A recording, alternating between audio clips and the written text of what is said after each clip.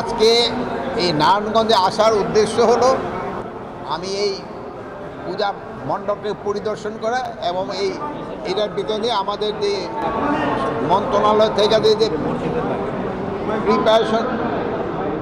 Preparation নিচ্ছে এই সম্বন্ধে একটু জানা।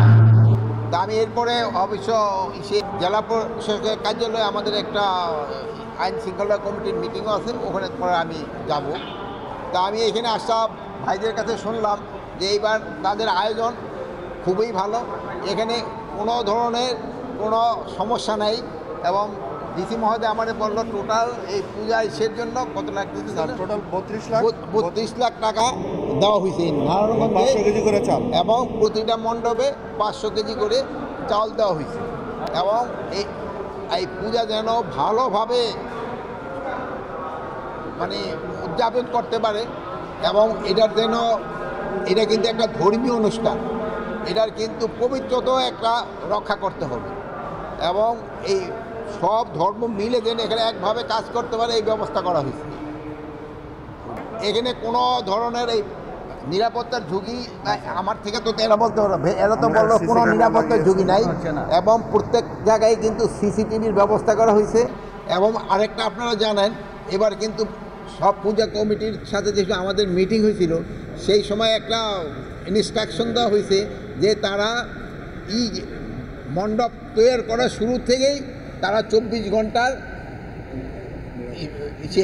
নিরাপত্তার ব্যবস্থা করবে এবং এই জন্য তারা বিভিন্ন গার্ড মানে আমাদের সরকারি বাহিনী না, তাদের নিজস্ব থেকে তাদের থাকবে কি জানি বলে স্বেচ্ছাসেবক থাকবে, এই স্বেচ্ছাসেবকরা এইটা দেখাশোনা করবে, এইটা তারা করতেছে এবং 24 তারিখ থেকে আমাদের আনসাররা হয়ে যাবে, প্লাস আমাদের এই যে মহিলা এবং শিশু বিষয় মন্ত্রণালয় থেকেও লোক চলে আসবে। এবার পূজা খুবই ধর্মীয় গাম্ভীর্যের সাথে এবং খুব উৎসব মুখর হবে পূজা এবং এটার ভিতরে কোনো ধরনের কোনো নিরাপত্তার কোনো শঙ্কা নেই। আগের চেয়ে আমি বলবো আরও বেশি উন্নত, হ্যাঁ আগের চেয়ে আরও বেশি উন্নত। আর এখানে সাম্প্রতিক বন্ধন সবসময় ছিল। আপনারা ভালো থাকেন। এক সময় আমরা একই জেলার মানুষ ছিলাম, ঢাকা জেলার আন্ডারে ছিল নারায়ণগঞ্জ, মুন্সিগঞ্জ, মানিকগঞ্জ আর ঢাকা জেলা, এই তিনটা মিলে ছিল ঢাকা জেলা, এক সময় একই জেলা ছিল। প্রশাসনিক দিক থেকে সারা দেশব্যাপী পূজার যে সর্বস্তরের নিরাপত্তা, ব্যাপক যে নিরাপত্তা নিয়েছে, এটা একটা একসাথে বললে আমাদের একটু সুবিধা হয়। পুরা দেশে প্রায় আমাদের তো এবার 33,000-এর মতো পূজা মণ্ডপ আছে। এই সবগুলি পূজা মণ্ডপের জন্যই আমাদের এই ভাইয়েরা তাদের মানে ভলান্টিয়ার রাখবে 7 জন করে, আমাদের আনসার থাকবে 8 জন করে এবং পুলিশ থাকবে, র্যাব থাকবে এবং সেনাবাহিনী থাকবে।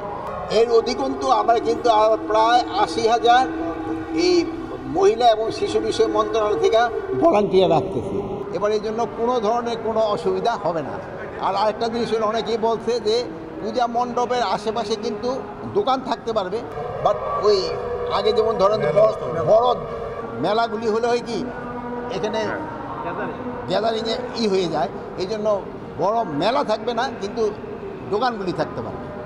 আর এই দোকানগুলি যারা পূজা পরিচালনা কমিটি আছে এবং আইন শৃঙ্খলা বাহিনী এবং প্রশাসন তাদের থেকে সমন্বয় করে তারা দোকানগুলি দিবে। আর এখানে যেন কোনো রকমের কোনো খারাপ কোনো কিছু না হয়, এই জন্য সব ধরনের ব্যবস্থা নেওয়া হবে।